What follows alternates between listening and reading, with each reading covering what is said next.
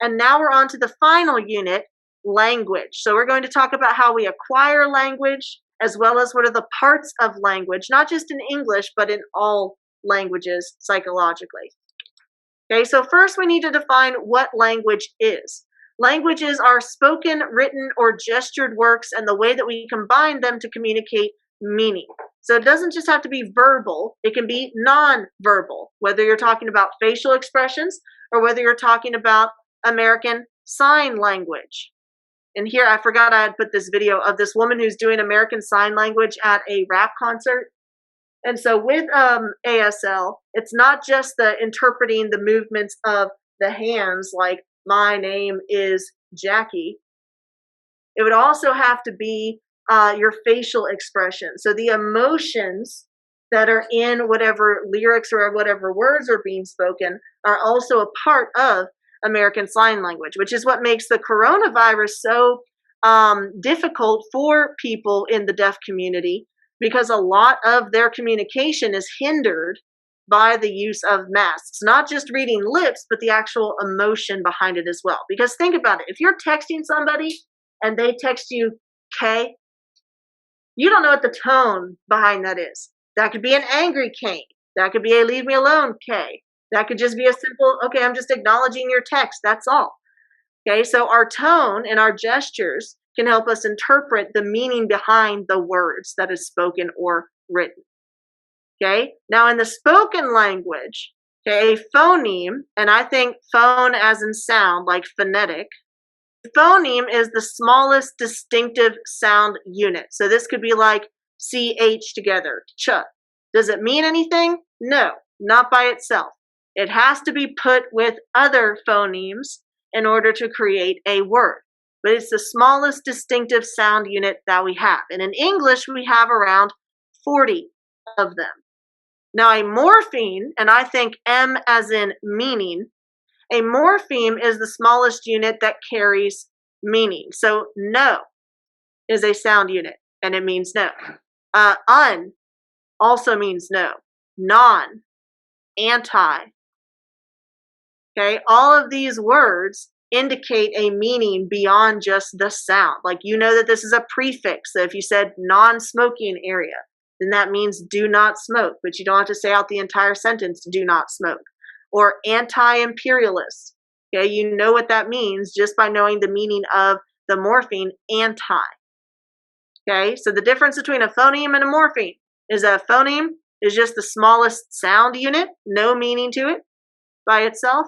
And then a morpheme is a smallest unit, but it also means something, and it can be a word unto itself.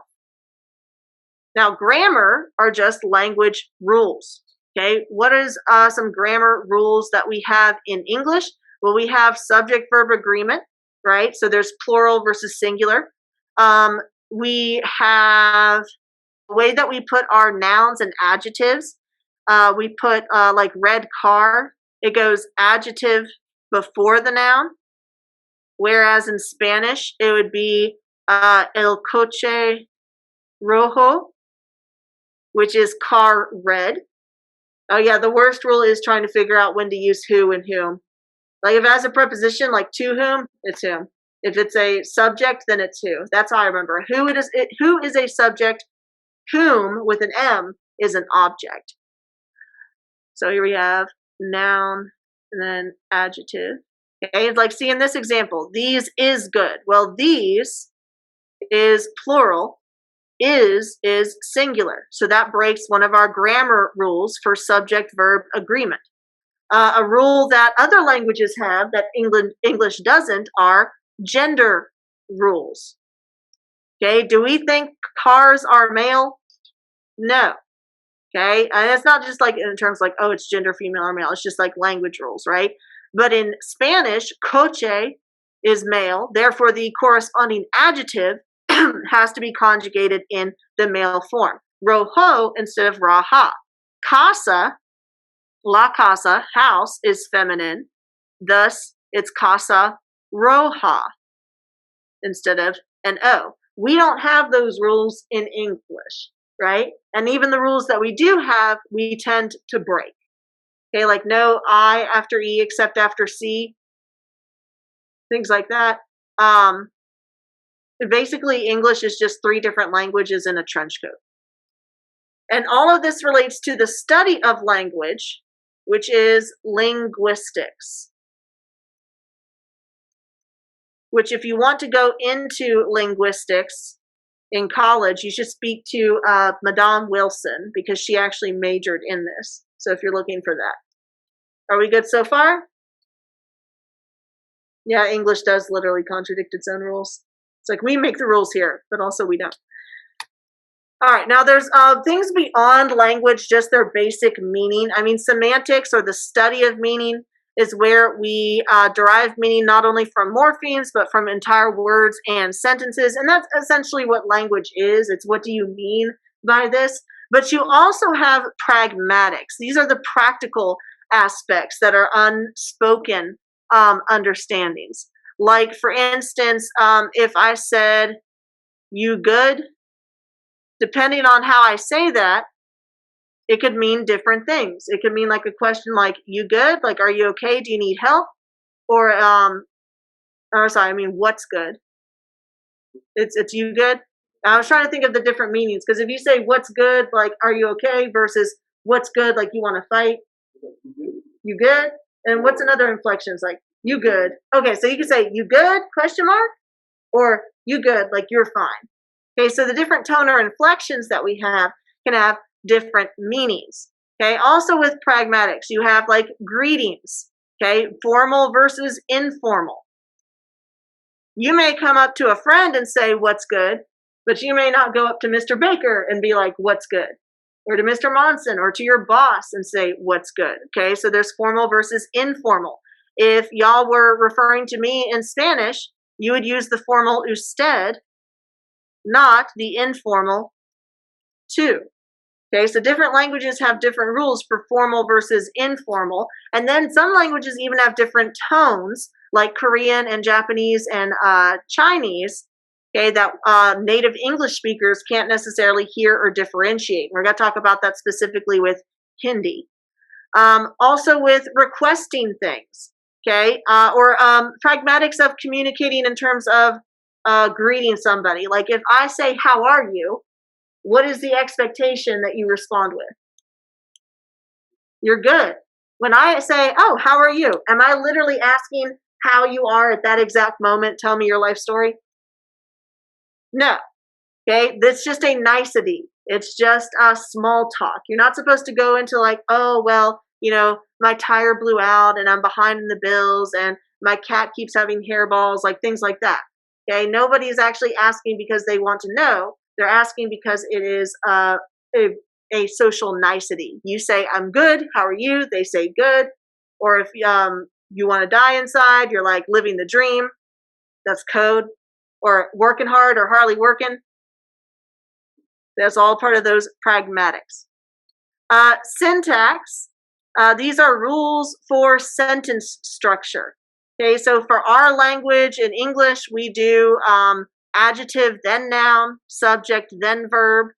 With other languages, they do adjective adjective after the noun.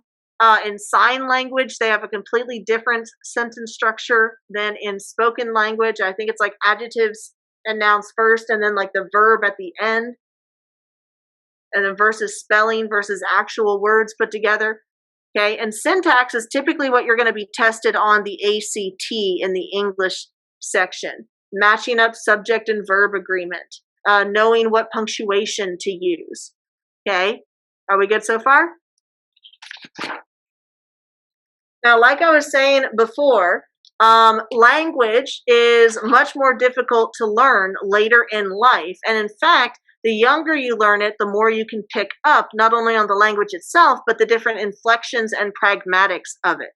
Okay, so like the ability to distinguish between Hindi T sounds, Hindi speaking adults and infants, okay, that have been exposed to it very early in life, even later in life when they're grown up, are going to be able to hear tones and different sounds that other native English speakers wouldn't.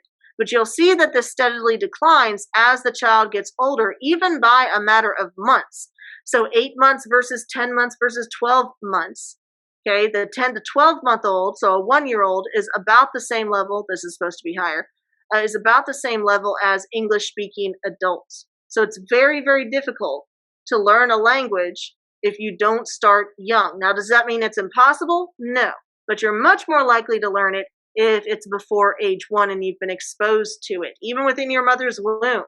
Okay, you can pick up on different inflections on that particular language that will be your native language. But we all are born to be able to recognize any language. So there are no babies that are born knowing how to speak. Okay, they're literally that blank slate, and whatever they're exposed to within that first year is going to determine what they speak for the rest of their life. Okay, by the time you reach age 6, you've gotten about 80% of the entire language mastered. But when do American schools first introduce you to foreign languages? Middle school. By the time it's middle school, it's too late. Okay, you're not going to be able to retain it as effectively. It needs to start early on in preschool or elementary school if you want to have the best luck with that. Okay, so language acquisition is something that is unique to humans. All right, but also dolphins and some species of monkeys. You do have some evidence, like for instance, some gorillas being able to do sign language. Okay, so we're thinking like this is unique to humans, but we're starting to get some evidence that maybe it's a little bit more complex than we thought. Someone said in the chat, speaking of, I dreamt in Spanish and French last night, and now I remember everything. That's actually one of the signs that you're becoming fluent, is if you start dreaming in the language that you're learning. So that's a really good sign. Newborn children know 0 words, and yet they become fluent by around the age 6 years of age. Okay, so we need to be starting these language classes prior to kindergarten if you really want to have a higher effect. Now, this is something I saw on Twitter years ago, and I thought it was interesting to put in here because, like, Princess Charlotte, who's the child of Prince William and Kate Middleton, okay, they're talking about how she can speak 2 languages at just 2 years old. Well, yeah, that's common, especially with people of immigrant background. Okay, so again, kind of that gatekeeping of, oh, well, when it's this person that's speaking 2 languages versus someone of immigrant parents, then it's different. Okay, and very impressive just in terms of older adults that are immigrants that come over and they learn different languages of whatever country they immigrated to, and how difficult that is, especially when you think about the English language. Y'all, there are 5 different levels to difficulty in languages. I used to work at the Maxwell Air Force Space Culture and Language Center, and this was like a part of the training that we did. Spanish is on like level 2, but the most difficult languages to learn on level 5 are Mandarin Chinese and English.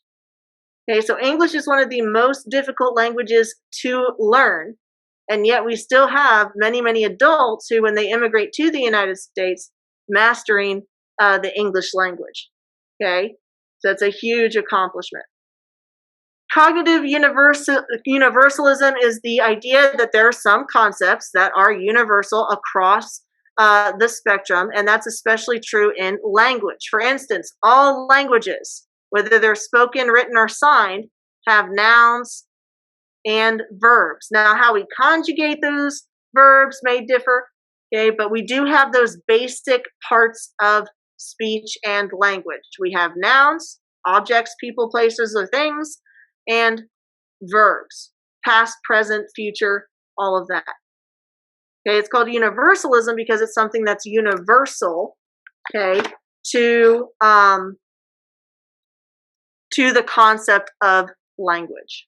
And remember that language isn't just spoken, it's also what you can sign, like ASL. Okay, and that influences the develop of language. Where do we put our nouns versus our verbs? Where do we put our adjectives when it comes to our nouns, or our adverbs? Where do we place punctuation?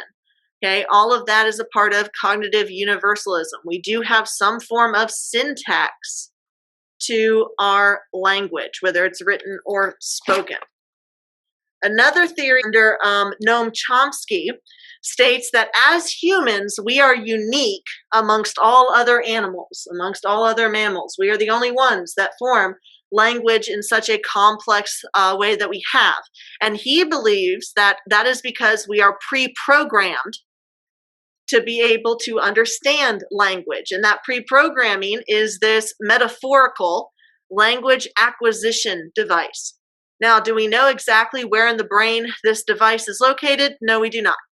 Okay, this is metaphorical in that he says we imitate or model language that we hear, but also as humans, we are predisposed to learning language, that we have fundamental language rules that are a part of this schema or mental set. Now, does that mean that there are no other animals that communicate? No. Okay, you have gorillas that can communicate with ASL, like the gorilla Coco and her kitten. Okay, so she could like make signs for sadness and things like that. Dolphins communicate with each other. Animals communicate through body language. Okay, but we specifically have these steps to acquire a spoken language. And how do we use this in order to speak? Well, it's not just a random language that we end up speaking. It's not like, okay, I'm born and my language device says I'm going to speak Chinese, right? It's nature plus nurture. It is the predisposition to learn a language, but also the language in our environment. So y'all may remember Jeannie, the case study of the little girl who was rescued from a abusive household where she had been chained up and hadn't learned how to speak, really didn't have any other words other than her own name and the word no. Okay, so the only language that she had been exposed to very briefly was English. And then even after she was out of that situation, she had missed her critical period in development where her language acquisition device would work. Okay, so there's a critical period, a sensitive period, where if you don't use it, you lose it. So we take in the language in our environment, then we try to reproduce the sounds, and then eventually learn the grammar and the syntax rules for it. Sorry, I've got like a cat hair poking me right in the mouth. Where could that have come from? So all children around the world, and this goes back to universalism, follow the same pattern. They are born not knowing any language, that whole tabula rasa, and then they pick up whatever language or languages to which they are exposed. Okay, because this language acquisition device is very flexible.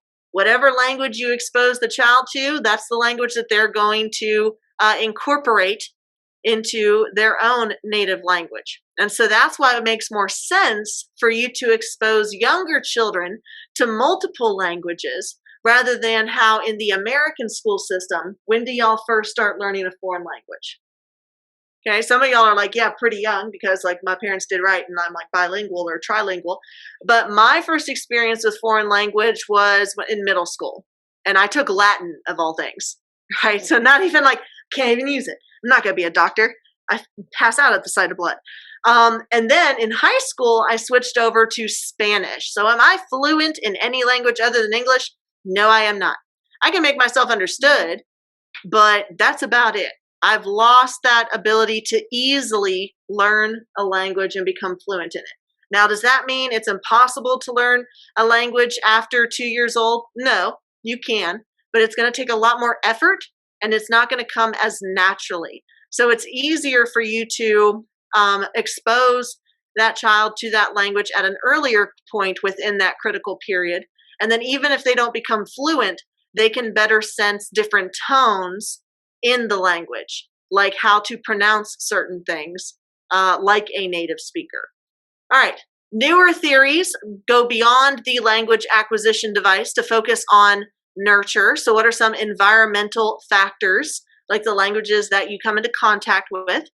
The use of higher pitched repetitive sing-song voice to talk to infants, that baby voice that I use on cats, but some people use on babies, that you are repetitive, and so you're modeling for them. Like you talk to them and you're like, say mama, and they have to see your mouth in order to copy that language. You also have theories that focus on the deaf community.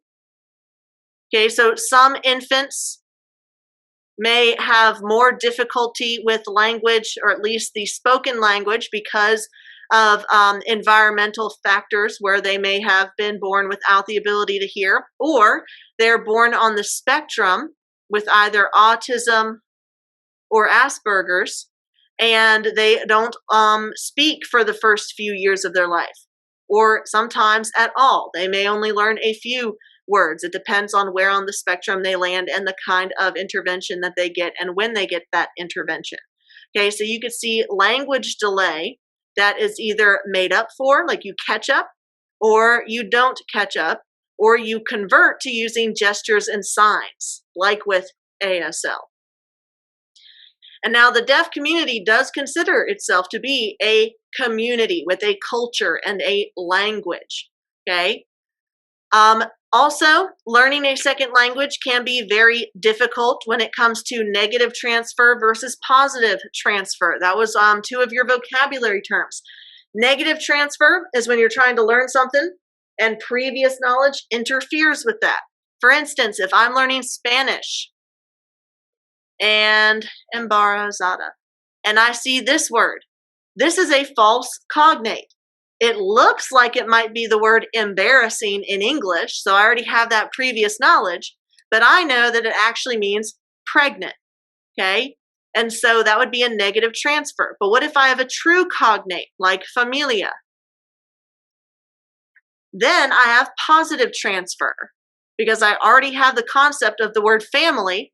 This is very, very similar to the concept of the word family in English, okay? So it's easier for me to pick that up. You also have the issue of overgeneralization of grammar rules. One of the most common grammar rules that I see students mix up, not just people who are speaking it or reading it as a second language, but also native speakers, is the overgeneralization of past tense, notably with ED. Typically in English, if you want to make a verb past tense, you just add an ed to it. Like if you want to do past tense of to walk, you just write walked. And so young children and people who aren't native speakers often continue to overgeneralize, overuse that rule. For instance, how would I do the past tense of to pay? P-A-I-D. Okay, a lot of people spell it like how Nathan spelled in the chat, P-A-Y-E-D, and that is grammatically incorrect. Why? Because English makes no sense.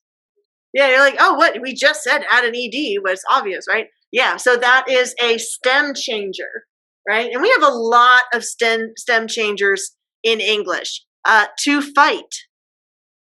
Am I supposed to say fighted? Yeah, how do I do past tense? A fight. Fought. This is one that in world history I get all the time. Past tense of to seek. Sought. It's overgeneralization. If you've never come into contact with it, then it makes sense to say, well, this is generally the rule, and that's a mental set. We still have stem changers like that in Spanish, like, I'm trying to think. I remember, I don't know what this word means. Volver, is that to find or to look for? And then you have to change the O to a UE. Okay, so you have stem changes in multiple languages, not just English. Y'all tell me if I'm wrong with that. That looks familiar. Yeah, to return. That's what it is. Volver is to return. That's right. And then, of course, you have the ER versus AR versus IR. Is that it? Yeah. How you would conjugate those words, which is a lot more straightforward than what English does. Okay, so by that overgeneralization, you're entering into mental sets where you're trying to do a shortcut. You're not doing an algorithm, you're doing a heuristic. Typically in English, if I want to make something past tense, I add an ed to it, but that's not going to work out 100% of the time. It'll work out 90% of the time, maybe. So the ultimate question in psychology, the original chicken and the egg, is nature versus nurture. What influences us the most? Well, the answer is both together. We have nature in the form of our genes, designed the mechanisms for language, that whole LAD, our ability to comprehend language. But then in order to speak a language, first we have to experience it. That's the nurture part. If you take a baby and you don't speak to it or let it hear any language, it's not going to have some, random language that it uses as the original language of humans. It has to come into contact with other people speaking that language in order to learn how to speak. Y'all ever thought about the story of the first humans? Like if you're believe in the Garden of Eden thing, I always think about how Adam and Eve wouldn't have a belly button. Because no umbilical cord. You need the umbilical cord if you're born. No belly button. Sometimes, when there's nothing good on the radio, I get stuck with my own thoughts. And and that's what happens. Also, I was telling my kids about writing DBQs, you get at least a 40 out of 100 if you just attempt the essay, as long as you're not writing things like, why doesn't Tarzan ever have a beard?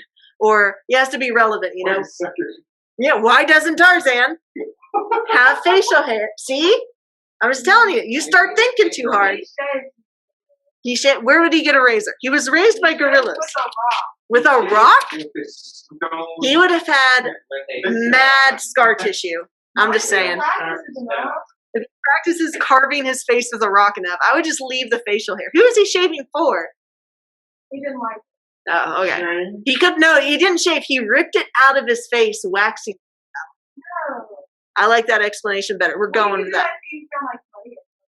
Yeah, so you get something sticky and then you just rip it off. That's what he did. Yeah. Oh my gosh. We've established Tarzan likes paint. So nature, genes, environment, nurture, put them together, fluency. So the answer to, is it nature or nurture? The answer is always yes. Both. Okay? So it's just yes. How are you today? No. Right? Sam, I always appreciate your reactions to my jokes because they're just there's so much. And I'm just oh, maybe I am funny. It's the trauma. People oh, my trauma made me funny. And then it's my trauma is when I lost all the money on the stock market with GameStop. And I was that's not trauma. That's little leagues. Linguistic relativity is that our experiences are shaped by language and our language is shaped by experiences. So cross out this not. Okay. The Sapir-Whorf's hypothesis believes that language determines the way we think. That's linguistic determinism. Language and thought influence each other. For instance, the most famous example of this is the Inuit. Live up north, right? They have allegedly 40 different words for snow. Wet snow, dry snow, white snow, flurry snow, dirty snow, all of these different words to indicate what type of snow they're talking about, right? Do we have that many words for snow in Alabama? No, we're just a snowflake. Shut everything down. Get your milk and bread sandwiches ready, right? So, linguistic determinism is the idea that our thoughts can be influenced by the language that we use. Okay, so for instance, you youngins use a lot of terms like toxic, okay, or lit, or viral. Okay, so your idea of what viral means could have a different positive or negative connotation. If you say, oh, did you see that cat that went viral? I'm going to think, heck yeah, cats. But if you say, did you hear about the bat that got viral? Then it's oh no, the coronavirus. Okay, so your language and your environment shapes your thoughts. For me, before I met y'all, lit just meant you lit something up. Now I know it means cool, okay, or nice. Toxic's still bad. Okay, but I always think of the Britney Spears song when I see toxic, which y'all may not have that connection. I guess I don't know how. When did she come out with that song? Were y'all even alive? Everybody has a song. Yeah, Brianne's just like, no, it was a classic. You're like, oh, back when the old music used to be good. And I'm like, excuse me, old? Yeah, All right. Stages of language. We're going to talk about how, and I really want y'all to watch this video. It's so cute. Talking to you like this. Girl, you better go on. Sure. Yeah, whatever. You gonna get mad? Catch an attitude with me? What? I don't care. Call yourself getting upset.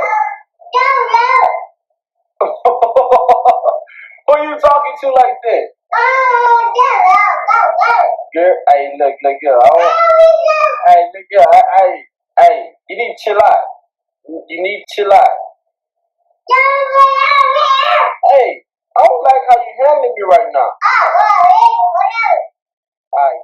The first stage of language is the babbling stage, which is exactly what it sounds like. You babble. Okay, when babies first start to reproduce what language is to them, they can't really get their mouth around the words. Like you try to teach them to say dada or mama, and that's about the extent of what they can do.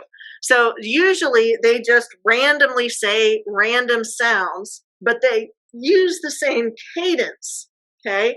And they use the same gestures to indicate, are you watching it? To indicate what they're trying to say. So like in this video, it shows the little girl in the babbling stage arguing with her dad.